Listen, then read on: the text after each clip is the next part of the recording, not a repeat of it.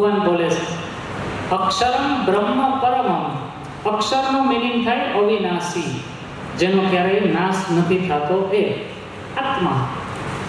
અક્ષરમ બ્રહ્મ, એ અવિનાશી છે, એ બ્રહ્મ છે. સ્વભાવો અધ્યાત્મમ ઉચ્યતે.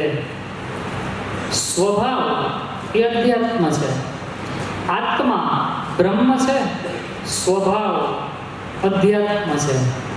ભૂત ભાવોદ્ભવ કરો વિસર્ગ કર્મ સંમિત. ભૂત ભાવો ઉદ્ભવ કરો. ભૂત એટલે જીવ.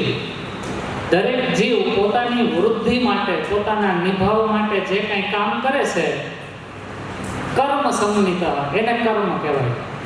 આત્મા બ્રહ્મ, સ્વભાવ અધ્યાત્મ, અને આ શરીરને ટકાવવા માટે જે કંઈ આપણે કરીએ એ કર્મ.